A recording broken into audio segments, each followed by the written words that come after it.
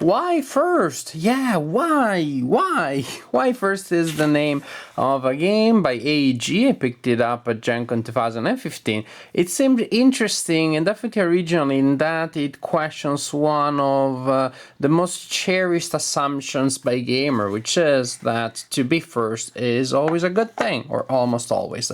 This is an abstract racing game. The players are represented on the racing track by these abstract colorful pawns, and this is the racetrack. And as you can see, the pawns start in the middle of the racetrack. Half of the racetrack has negative values, the other part has positive values. You have cards that players place in front of themselves just as a reminder of who everybody is, just to make sure that we know who has yellow, who has blue, and who has red. But then the most important element in the game is this deck of cards, which have cute art with these pawns that do various funny things, and negative and positive values, which really is the only thing that matters on these cards. The color has no importance. At the beginning of a round, you shuffle the cards together and you give 5 to each player. Then, then it's when it gets fun. Then each player selects a card from their hand, places the card in front of themselves, then somebody counts to 3, 1, 2, 3, and to the count of 3 at the same time, the players place their card in front of a player, which can be another player, it can be themselves. It's very important, and this is done at the same time. The players act fast so that you don't have a player that sees how many cards somebody else is playing, then takes a minute to think about it and decides how to make their move. Basically, you have to make all moves simultaneously. I think that if it gets to the point where there are ambiguities, uncertainties, and there are players that are annoying, you could secretly select the player, write down the name, reveal it. That would be super annoying for a game that is supposed to be light, quick, and fun. If that becomes the case, somebody's that annoying, probably you're playing the wrong game with the wrong person. But whatever the method, and I hope you go for the usual simple, light, and fun method, to simply push cards in front of some players, and the player, maybe yourself. After this, there will be cards in front of players. Some players may have 0, some players may have all of them. There's no limit here. Then players reveal the cards, and they simply execute the moves with their pawns. For example, this pawn here, blue, advances by 3, +2 and +1, 1, 2, 3, and gets there. Here we have a player, yellow, that goes +1, and this player has no card, nothing happens.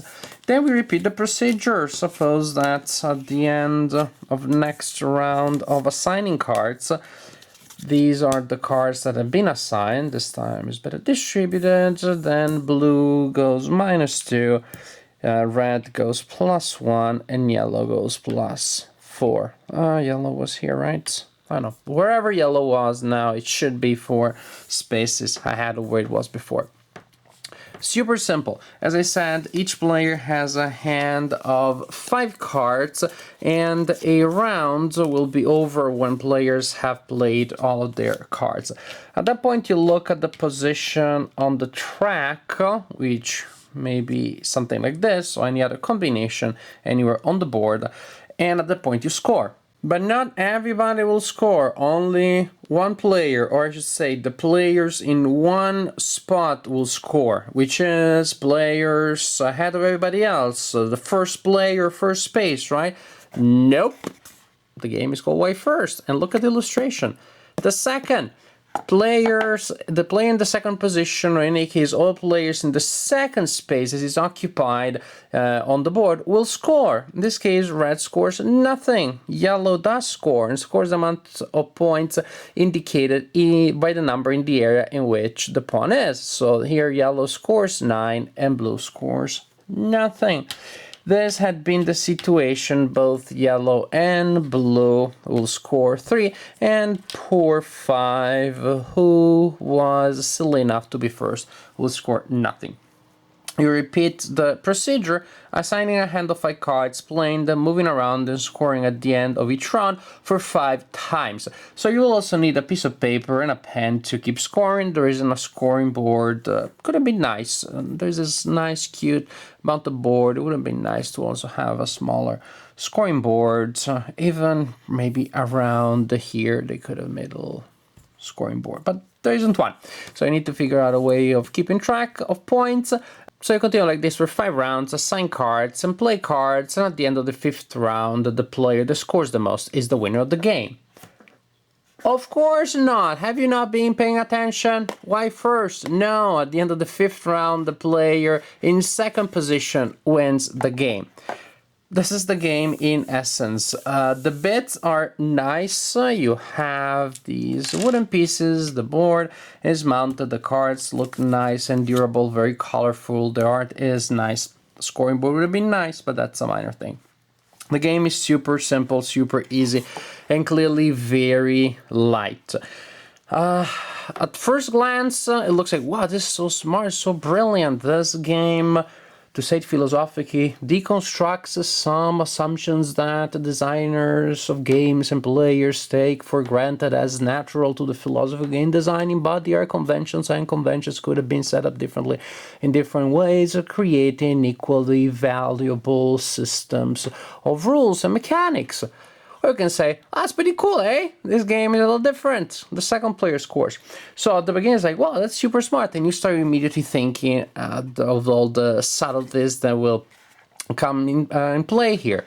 Second glance, maybe you will start feeling a little gimmicky. Third glance, you will start feeling smart again. And fourth glance, it will just be fun. It's a fun, light, entertaining game that definitely challenges players with something that they don't always worry about. There are a couple of games in which you're trying not to win by too many points because of special restrictions, but trying to get second presents a new set of problems that gamers, even experienced ones, are not necessarily used to. So there are a couple of things that you need to unlearn and that you have to take into account. I just found myself quote unquote having a harder time to figure out a strategy here than in other games. It's really like I have to go against my deepest gaming instincts to try to come in second. This being said, I had a hard time, I struggled, all these things sound way too serious and way too heavy with a game that is so light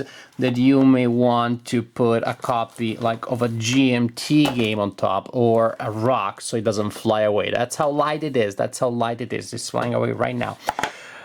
Super light, super simple, and if you're overthinking it, you kill it and you will create a huge amount of distress to the other players. Because at the end, there is not a huge degree of control that you have over what's gonna happen to you. Pretty much you'll get a sense of, well, players may try to help that player a lot, may try to push that player back a lot. You get a general sense, but if you start grueling on which is the pluses, what are the pluses and minuses that have not been played yet, or in any case are more likely to still be out, that's really kills the game. The idea is get a general sense of how it may go and interact with that. That being said, if you thought that player was gonna go a lot, was gonna be pushed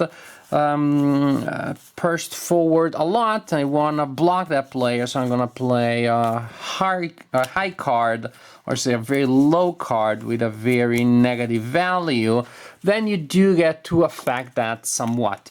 But I don't think that the planning really allows you to get to the finest degree of detail, really. You'll predict that by playing certain cards, the opponent will be at 6 instead of 7.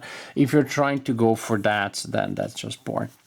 And so I'm pointing this out to say that there's a lot of chaos. You can't really work too much on the fine details. You can't aim for those.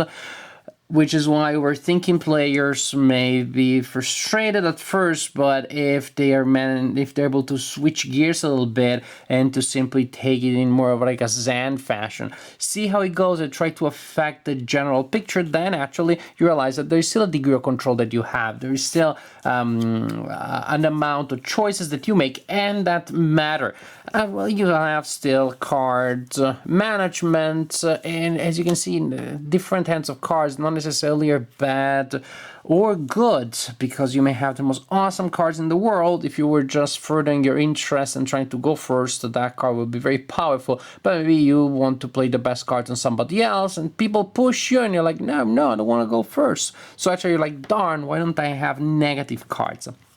So you have to keep flexibility in your hand as you commit to cards and your hand shrinks. There are hand management challenges which are pretty interesting. Another rule that I didn't mention is that the last card that you have, you need to play it on yourself. You can't push it on other players, so you also have to keep that in mind, that it's just an extra layer. So there are some layers, there are some decisions. It's like swimming in a storm of cards that are flying in all directions. You won't be able to really decide exactly where you land at the end of your desperate swimming in the storm, but you will get a sense, not exactly in that position, but you get a sense that if the overall result you contributed to create, which to me is pretty good.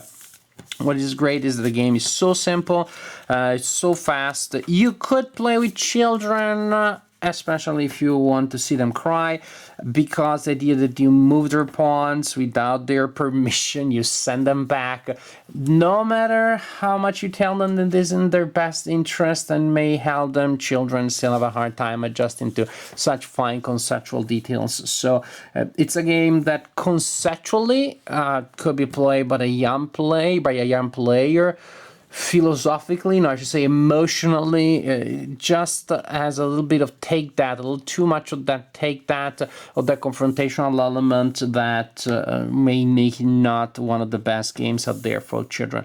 For adults who want to have a fun time, laugh a lot, because the game that really is fun and funny. The situations that emerge are ridiculous at times. So if you want to have a good time and light fun, a light entertainment, a simple diversion, a quick filler, actually I think the White First is a pretty fine choice. Definitely a fun, entertaining little game.